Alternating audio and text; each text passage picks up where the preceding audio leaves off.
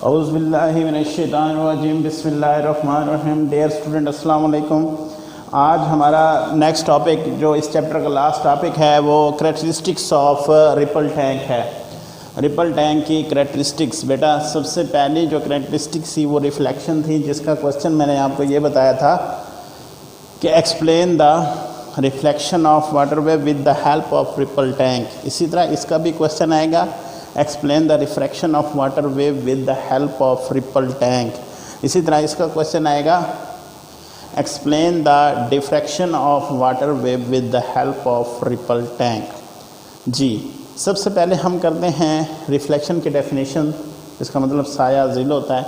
When a wave, जब wave एक medium moving in one medium, एक मीडियम से चलती हैं, फॉल गिरती हैं on the surface of another medium, दूसरे मीडियम की सतह पे, दे बाउंस बैक, वो बाउंस बैक हो जाती है इनटू द फर्स्ट मीडियम, पहले मीडियम के अंदर वापस आ जाती है। मैंने आपको 9 चैप्टर क्लास 9 का उसमें लास्ट टॉपिक जो था ना, वो उसमें लास्ट टॉपिक में ही लिखा था कि जो लाइट है वो रिफ्लेक्शन के लॉस को ओबे करती है।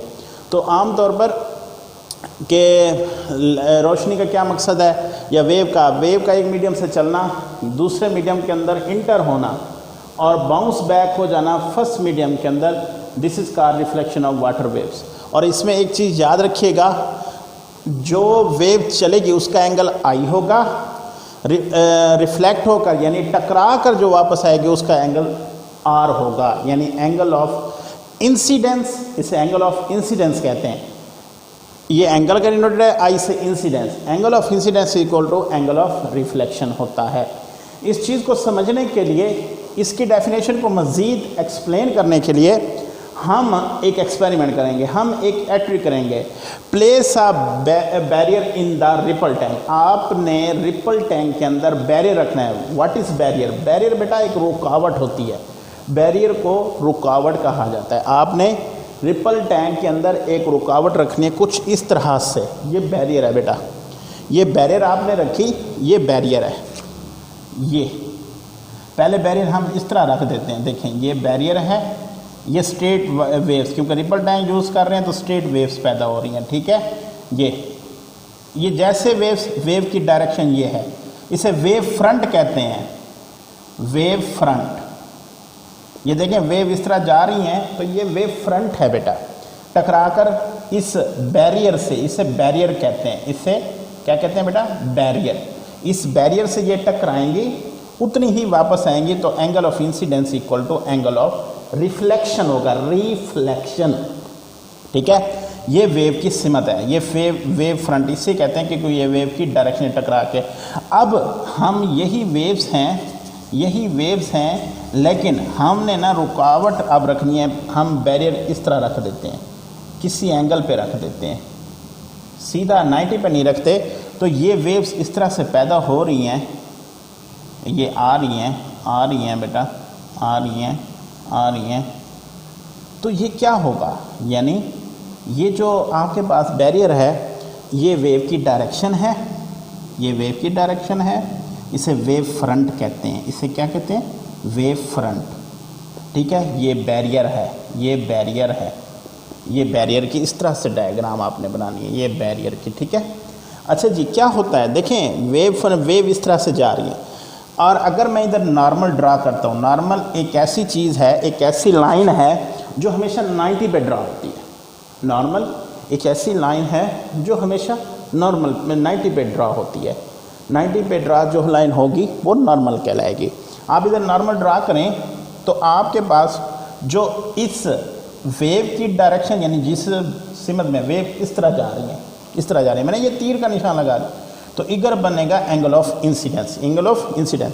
जैसे ये वेव्स इस बैरियर से टकराएंगी, रिफ्लेक्ट होके वेव फ्रंट, वेव की डायरेक्शन जैसे ऐसे जा रही थी, टकरा के बाद ऐसे हो जाएंगी, ऐसे जा रही थी वेव ऐसे हो जाएंगी। ये देखें, ये ऐसे आ रही थी, टकराने के बाद ऐसे हो गई है, ऐसे आ रही थी, टकराने के बाद ऐसे होगी, ऐसे आ रही थी, टकराने। नॉर्मल ड्रा करें तो जहाँ पे एंगल ऑफ इंसिडेंस आई बनना था, रिफ्लेक्ट होने के बाद एंगल ऑफ आर बनेगा। तो मीन्स जितना एंगल ऑफ इंसिडेंस है उतना ही एंगल ऑफ रिफ्रैक्शन बनेगा।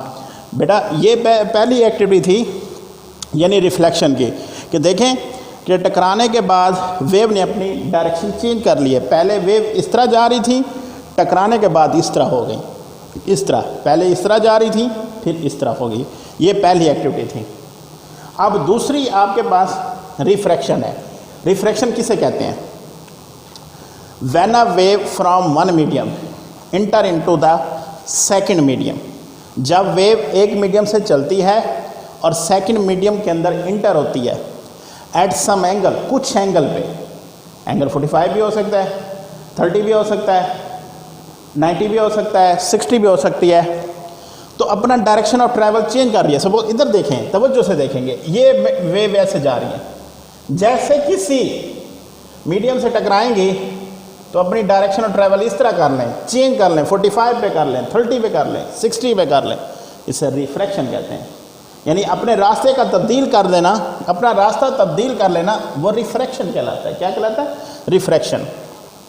इसकी डेफिनेशन समझने के बाद मैं आपको एक ऐसी चीज़ बताने जा रहा हूँ जो आपके नॉलेज में इजाफा कर सकती है कि शैलो वाटर और डीप वाटर के अंदर जो स्पीड है उसका क्या कंसेप्ट है। बेटा आपने एक तालाब देख लें, एक बोल ले लें, एक टब ले लें, एक ट्रे ले लें, ठीक है।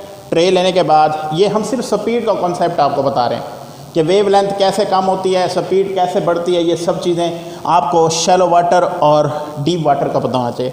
शैलो वाटर का मतलब होता है कम गहरा पानी, और डीप वाटर का मतलब होता है गहरा पानी। ओके, अच्छा जी।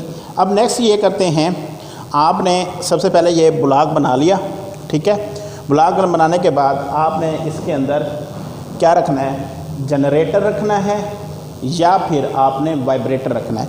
वाइब्रेटर रखने के बाद इस ट्रे के अंदर आपके पास वेव पैदा शुरू हो जाएंगी। अगर ये पानी इंतहाई गहरा है तो इसकी स्पीड हमेशा ज़्यादा होगी। हमेशा याद रखें कि आप एक बाउल लें, उसके अंदर थोड़ा सा पानी डालें तो वो आराम के साथ जाएगा, अगर ज़्यादा पानी डालें तो वो स्पीड के साथ एक जगह से दूसरी जगह जाएगा। ये आप एक्सपेरिमेंट घर के अंदर कर सकते हैं, आप ये कर सकते हैं, ठीक है। जैसे आपने यहाँ पे वाइब्रेटर रखा जो कि इस टॉपिक में आपके पास कहलाएगा जनरेटर। जनरेटर कहलाएगा बेटा। जनरेटर इसके अंदर वेव पैदा करेगा। ये वेव्स जो डीप वाटर में एक दूसरे से ज़्यादा फासले पर होंगी तो इसकी वेव लेंथ आपके पास ज़्यादा नज़र आ रही है तो स्पीड फास्टर होगी। ये याद रख लें, जहाँ पे वेव लेंथ ज़्यादा होगी वहाँ पे स्पीड भी ज़्यादा होगी। इस वेव फ्रंट, ये बेटा वेव फ्रंट है, ये लाइन जो मुकम्मल मैंने ड्रा की ये वाली, ये है वेव फ्रंट। क्या है बेटा? वेव फ्रंट, जो लिंक अदा करती है डीप वाटर और शैलो वाटर के दरमियान। डीप वाटर और शैलो वाटर, जैसे ही ये लाइन इसको क्रॉस करेगी, ये वेव्स इस लाइन को, वेव फ्रंट को क्रॉस करेंगी तो इनकी जो आपके पास वेव्स के दरमियान जो वेव लेंथ है वो इंतहाई कम हो जाएगी। यानी आप दूसरे लफ्ज़ों में देख सकते हैं कि यहाँ पे पानी ब्लू कम नज़र आएगा, ठीक है, और यहाँ पे ब्लू ज़्यादा पानी नज़र आएगा। ये निशानी है, ये आपने याद रखनी है कि जहाँ पे गहरा पानी होगा वहाँ पे ब्लू ज़्यादा नज़र आता है, जहाँ पे कम गहरा पानी होता है वहाँ पे ब्लू कम नज़र आता है। यानी नीला कम नज़र आता है और वाइट ज़्यादा नज़र आता है। जैसे इस लाइन को क्रॉस करेगा तो जनाबे वाला यहाँ पे वाइट नज़र होना शुरू हो जाएगा और उसकी वेव लेंथ कम हो जाएगी।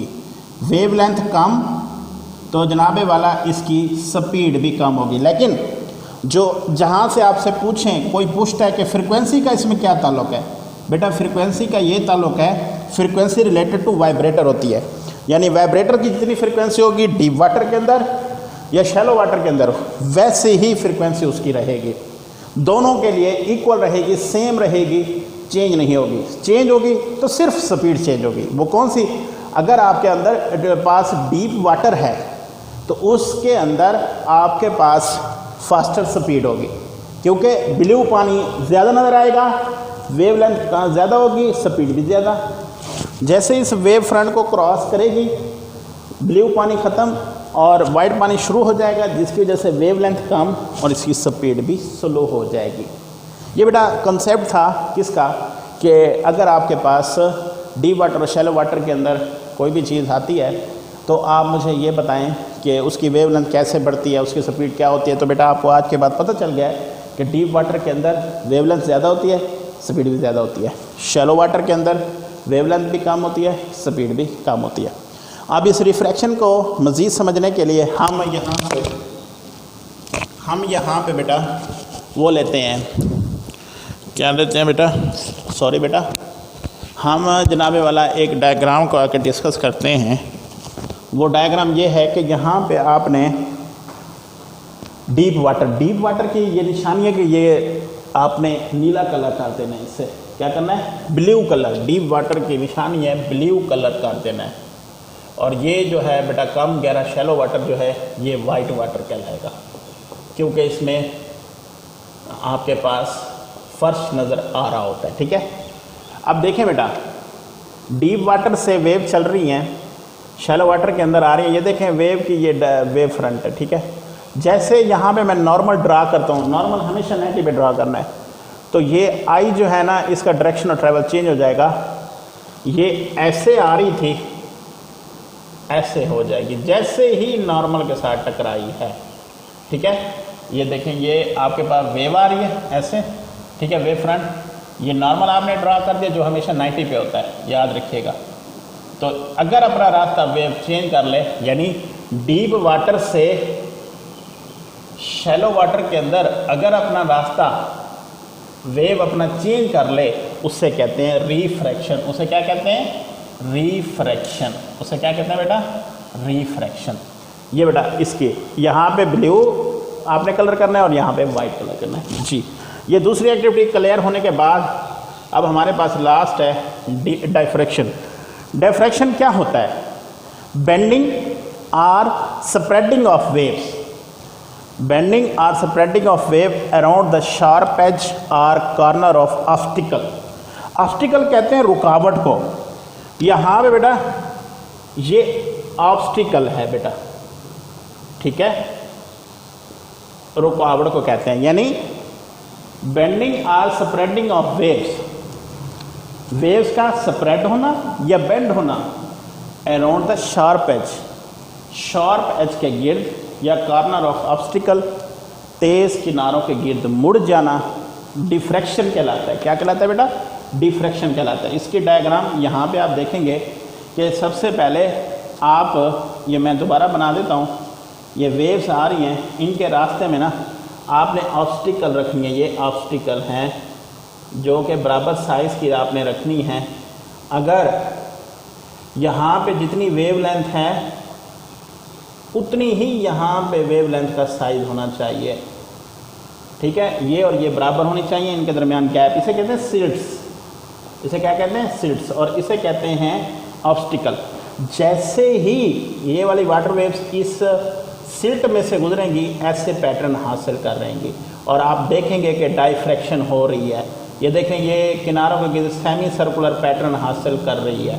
ठीक है, यानी मींस डायफ्रैक्शन उस सूरत में नज़र आएगी अगर यहाँ पे जो वेवलेंथ का साइज है यहाँ पे वेवलेंथ के साइज के बराबर हो। ठीक है, अगर आप ये यहाँ पे डायफ्रैक्शन वाज़े तौर पे नज़र आ रही है, देखें बेंड भी हो रही है। अगर ये डायफ्रैक्शन, इसका वेवलेंथ का साइज इसके साइज से कम हो जाए तो डायफ्रैक्शन नज़र नहीं आएगी। मींस यहाँ पे जो साइज सिल्ट के दरमियान, सिल्ट का साइज और इस वेव्स के दरमियान का जो वेवलेंथ का डिस्टेंस है वो एक जैसा होना चाहिए, तब जाके आपके पास डायफ्रैक्शन नज़र आएगी।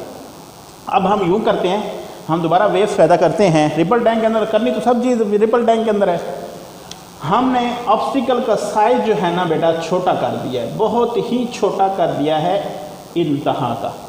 देखें यहाँ पे वेवलेंथ है इतनी सी और यहाँ पे वेवलेंथ बढ़ गई है, बहुत ज़्यादा हो गई है। तो यहाँ पे आपके पास डायफ्रैक्शन इंतहाई कम नज़र आएगी। ये देखें, ये कुछ थोड़ी सी नज़र आई है, फिर ख़त्म हो गई है, फिर ख़त्म, फिर जाके आगे स्ट्रेट वेव्स हो जाएंगी। यानी दूसरे लफ्ज़ों में आप ये बात याद रखेंगे कि डायफ्रैक्शन उस वक्त नज़र आएगी जब इस वेवलेंथ का साइज और इधर का स्लिट का साइज बराबर होगी, तो तब वे डायफ्रेक्शन नज़र आ गई। अगर ऑब्स्टिकल का साइज इंतहाई छोटा हो और वेव्स के दरमियान जो वेव लेंथ है वो कम और स्लिट की वेव लेंथ ज़्यादा हो तो डायफ्रेक्शन कभी नज़र नहीं आएगी। ये इसकी निशानी है। बेटा आज का ये टॉपिक था, कैरेक्टरिस्टिक थी। इसी तरह ये चैप्टर ख़त्म हो गया। अल्लाह हाफ़िज़।